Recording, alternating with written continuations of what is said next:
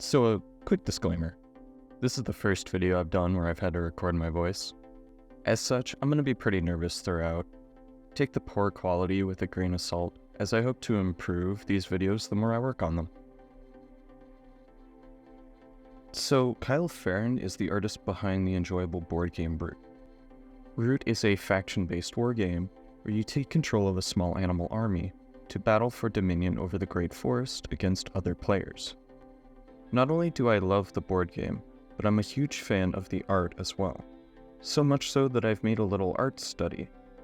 Not only to test and train myself, but to teach some lessons about art study and how to develop your style through reference.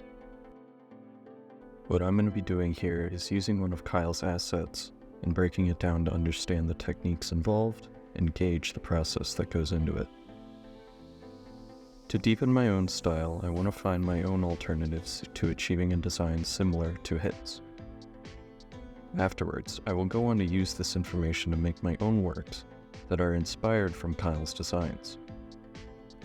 Also, I would by no means pass this off as my own original, or try to sell this copy off to someone. Starting with the line work, I know that Kyle typically does his line work with real ink and paper. To simulate that, I'm using Photoshop, along with a custom texture brush. You can use the default charcoal pencil with the opacity up as a substitute. One thing to note is that Kyle uses varied brush sizes to achieve a unique line weight. My brush also begins every stroke with a tapered line, which differs from his style, though I ended up liking how it looked and factored that into my own design.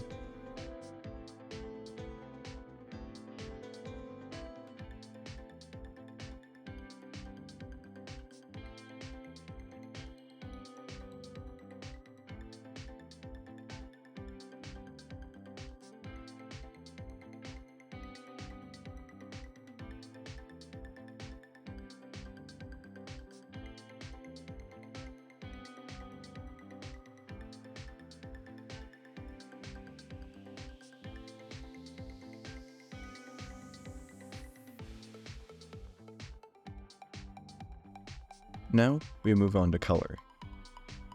Once again, I'm inferring Kyle's process here. I color picked my palette from the original work, including the colors I would use in the details section.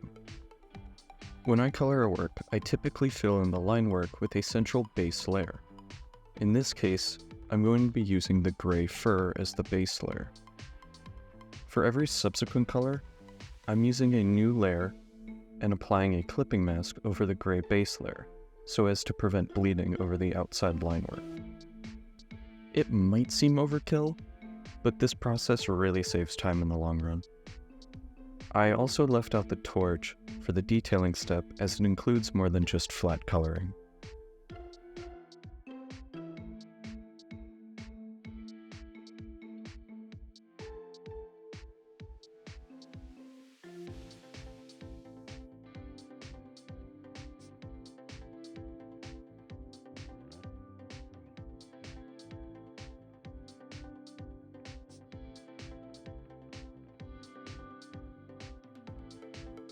And finally, wrapping it all up with some detailed work.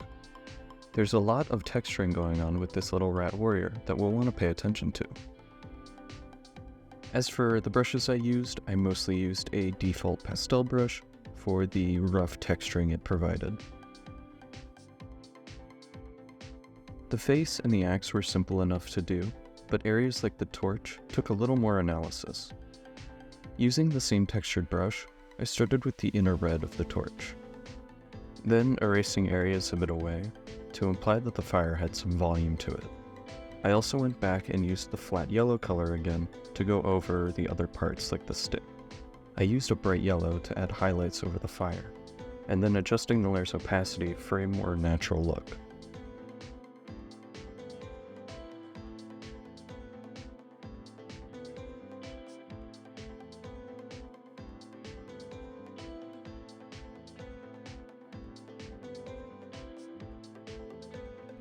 In a lot of the box art for his characters, Kyle Ferrin also tends to color over his line work to add highlights and lighting.